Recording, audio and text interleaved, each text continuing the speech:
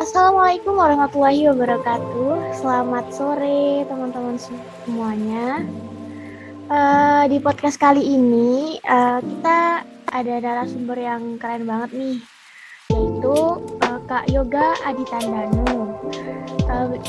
Bisa say hi dulu, Kak. Halo teman-teman semua, selamat sore. Halo, bisa perkenalan dulu nih.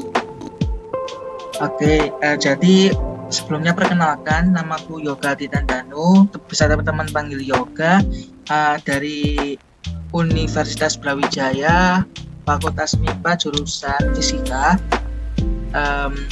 dan aku sekarang masih menempuh semester 6.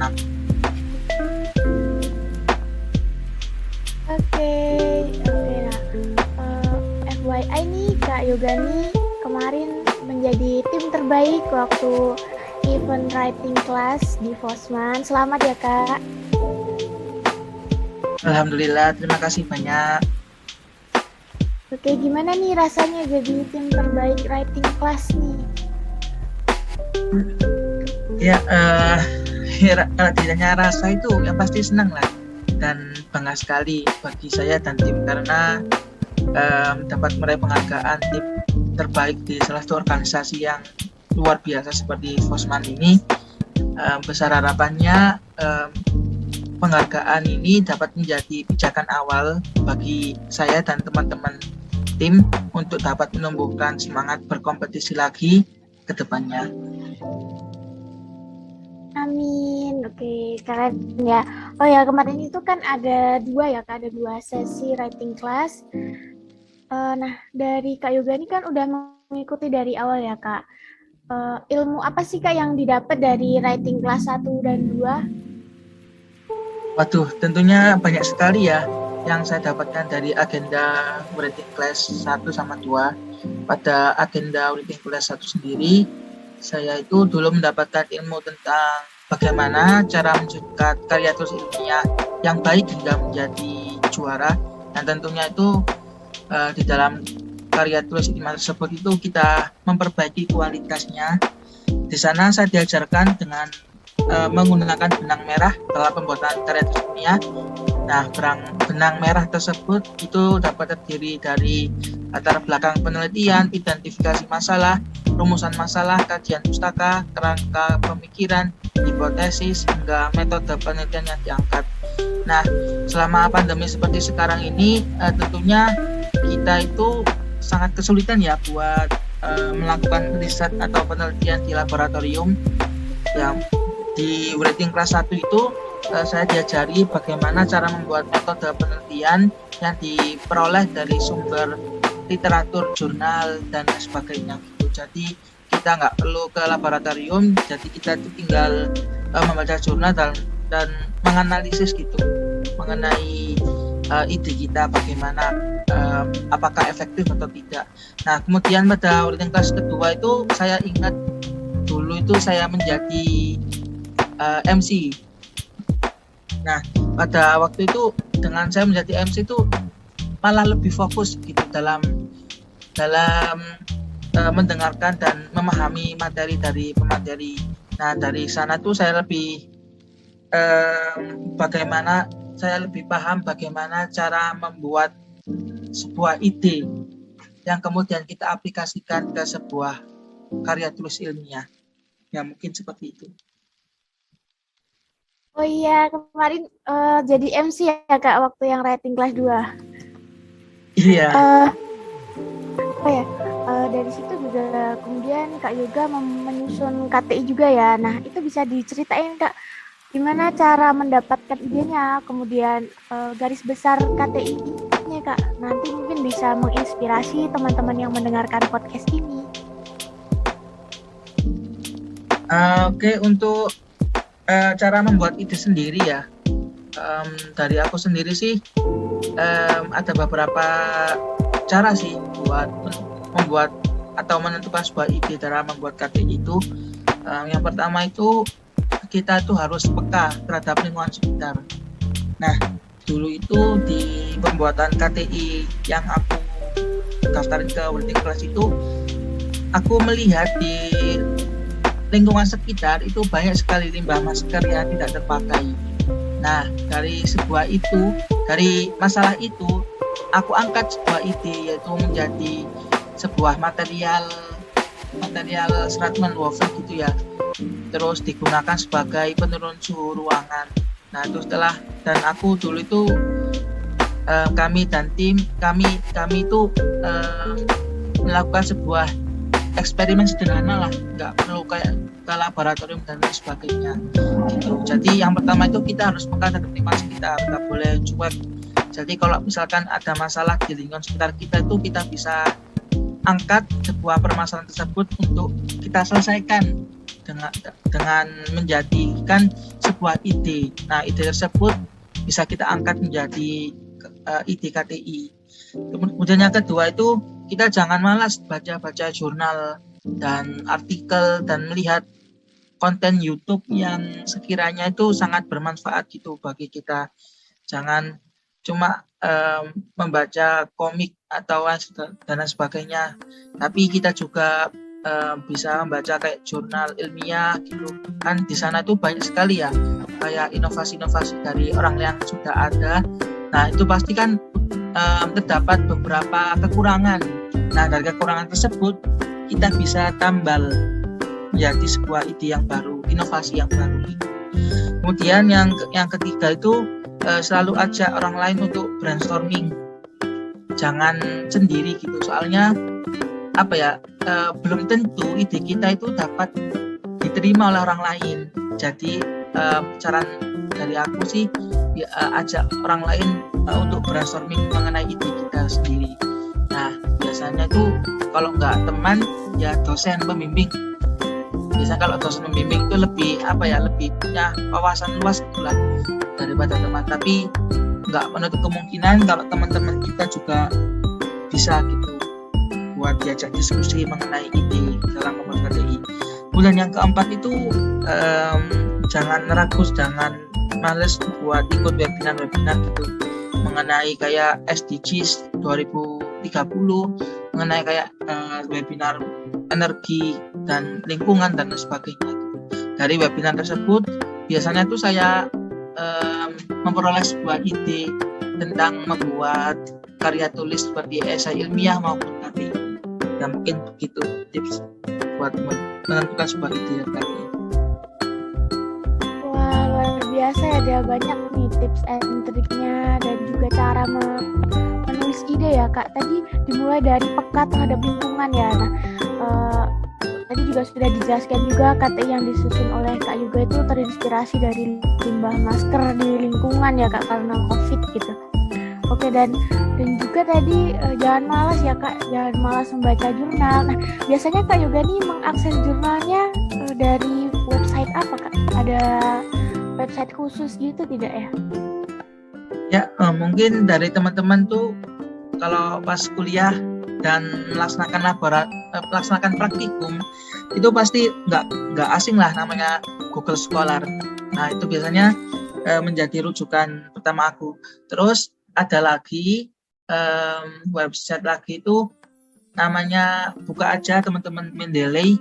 Nah, di situ itu ada beberapa jurnal yang menarik menurutku, dan di sana itu banyak sekali jurnal-jurnal yang tidak terdapat di Google Scholar tapi terdapat di Mendeley. Bisa teman-teman klik aja mendeley.com gitu ya di Google, terus teman-teman bisa sign in pakai akunnya masing-masing, terus di sana udah banyak dan teman-teman itu bisa cari kata kuncinya. Misalkan aku mencari kata kuncinya itu material advance material atau material maju. Nah, itu di sana itu di Mendeley udah ada. Bahkan di Mendeley sendiri itu udah ada gitu jurnal yang di tahun sekarang gitu, tahun 2022. Ya mungkin itu sih buat untuk website jurnalnya. Oke, ini aku baru tahu sih Kak kalau yang Mendeley itu ada ya, ternyata ya, bisa juga ya? Iya, aku dulu itu aslinya nggak tahu juga, tapi gara-gara ikut webinar kayak Mendeley gitu, Nah itu baru tahu kalau di Mendeley itu banyak sekali kayak jurnal-jurnalnya juga. Oke, makasih banyak nih Kak. Mungkin dari teman-teman yang lagi dengerin podcast ini juga belum tahu ya. Ini bisa jadi tips juga nih untuk menggali jurnal yang lebih update tadi. Tentunya nggak ada di Google Scholar ya. Oke, terus tadi tipsnya juga banyak-banyak brainstorming nih sama teman-teman atau dosen pembimbing ya Kak. Nah kemarin waktu membentuk tim dari Kak Yoga sendiri tuh sebelumnya udah memang ada partner yang sering diajak lomba atau baru mencari nih kemarin tuh Kak? Atau gimana ya tips buat dapetin partner gitu dari Kak Yoga? Ya, jujur dulu itu pada saat pelaksanaan writing class itu aku mengajak teman-teman dari organisasi Ritma ya, karena aku dari KSF Ritma itu sama sekali belum pernah ikut perlombaan. Nah dari situ kita kan bisa kayak mengira-ngira gitu, wah ini teman kita cocok apa enggak buat jadi tim. Jadi saran dari aku sebelum menyusun sebuah tim itu teman-teman itu bisa cari teman-teman yang sefrekuensi, bukan bermaksud kayak memilih teman ya, maksudnya sefrekuensi itu kayak misalkan si A ini sukanya itu kayak buat KTI juga, buat apa ya, kayak punya motivasi buat ikut perlombaan. Nah si B ini juga punya ikut motivasi ikut perlombaan juga. Nah perlombaan KTI ya, bukan kayak yang lain. Nah si C ini punya motivasi ikut perlombaan Mobile Legends. Nah tentu kan itu nggak sinkron kan kalau misalkan si C ini diajak juga untuk perlombaan KTI karena bukan motivasinya. Nah itu saran dari aku, ambil dari teman-teman yang sefrekuensi, minimal punya niatan buat ikut dan komitmen. Dan yang komitmen itu yang paling penting, soalnya paling susah gitu dari awal sampai akhir untuk dalam sebuah pembuatan tim. Ya mungkin dari aku gitu sih buat pemilihan timnya. Oke, iya bener yang satu visi misi gitu ya Kak, karena kalau udah semangat nih ikut lomba ini yuk, jadi semua langsung semangat. Terus nggak, kalau misalnya tadi ada yang suka game malah dia yang ngegame, tapi bukan bermaksud pilih-pilih ya Kak, tadi benar karena memang harus satu visi misi untuk ikut lomba ini gitu. Oke, terus kemarin itu ada kendala apa aja Kak yang dialami ketika menyusun KTI? Kalau kendala sih itu jujur dulu itu pada saat writing class sendiri aku lagi padat-padatnya agenda di kuliahku. Jadi pada saat itu tuh ada praktikum fisika eksperimen ya. Nah di sana itu praktikumnya 1 minggu 2 kali. Nah aku jujur nggak sempet memprioritasin KTI ini, tapi jadi ya itu kendalanya membagi waktu. Nah tapi alhamdulillah setelah praktikum fisika eksperimen itu berakhir, itu aku dan teman-teman tim itu langsung membagi tugas kayak bab satunya siapa, bab 2-nya siapa, dan sampai seterusnya gitu. Dan kendalanya tuh yang kedua itu dulu itu pernah sempat ganti ide ya. Dulu kan aku sama teman-temanku dibimbing sama Kak Rahma ya, Kak Rahma Zian dari UII kalau nggak salah. Nah Kak Rahma Zian, nah dibimbing oleh Kak Rahma Zian. Nah dulu itu pada saat diskusi pertama pasti teman-teman timku itu kan kayak malu-malu gitu ya buat ngungkapin idenya. Nah di situ aku daftarin ide yang agak nggak kurang rasional lah. kurang rasional gitu. Jadi susah buat ditulis dalam karya ilmiah gitu. Nah, pada saat pengumuman KTI-nya tuh mau dikumpulkan, nah itu teman-teman agak kesusahan buat menyusunnya. Nah, oleh karena itu kami itu mengganti ide tersebut menjadi sebuah ide yang sederhana yang aku bilang tadi, yang dari masker itu. Gitu. Itu sih mungkin kendalanya, membagi waktu sama kurangnya diskusi sih antar anggota tim sehingga terjadi kayak miskomunikasi gitu. Tapi alhamdulillah sejauh ini masih bisa teratasi dengan baik. Oke Kak, oh iya. Jadi ini ya memang harus seimbang juga kan antara akademik dan akademik. Terus tadi juga dari situ bisa belajar tentang manage waktu lagi ya Kak, tentang membagi waktu lomba, kuliah, dan organisasi gitu ya Kak. Oke, nah lalu ada pesan nggak nih buat Kak Yoga untuk teman-teman yang mau memulai KTI untuk ataupun lomba karya tulis ilmiah seperti ini Kak? Ya mungkin pesan pertama itu jangan takut. Soalnya dulu aku sebelum terjun ke dunia perlombaan itu jujur aku takut kalau kalah terus. Nah, berdasarkan pengalaman yang sudah aku jalani itu, aku ya tadi kan sempat takut ya. Nah, tapi ketakutanku itu lama-lama hilang dengan sendirinya dengan menemukan partner yang tepat. Nah, di saat menemukan partner yang tepat itu tadi, teman-teman bisa kayak bisa terbang buat menjadi juara. Nah, itu sih.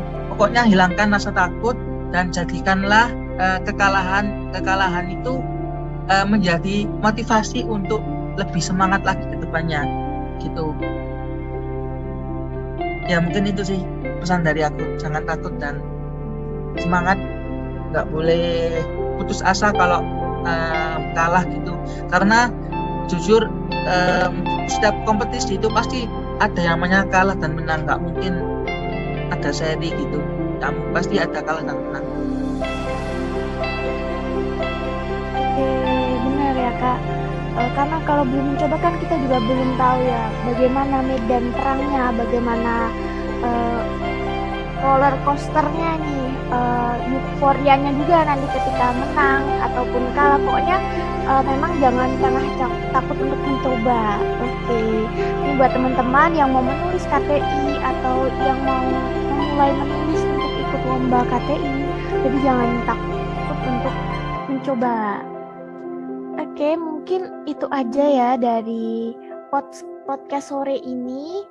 Terima kasih untuk Kak Yoga sudah meluangkan waktunya dan sudah sharing-sharing nih pengalaman di karya tulis ilmiah yang pernah disusun, dan tadi sudah membagikan ilmunya ya untuk teman-teman yang mau memulai menulis KTI. Oke, sekian dari kami ya Kak untuk podcast kali ini. Sampai jumpa teman-teman di podcast selanjutnya. Wassalamualaikum warahmatullahi wabarakatuh.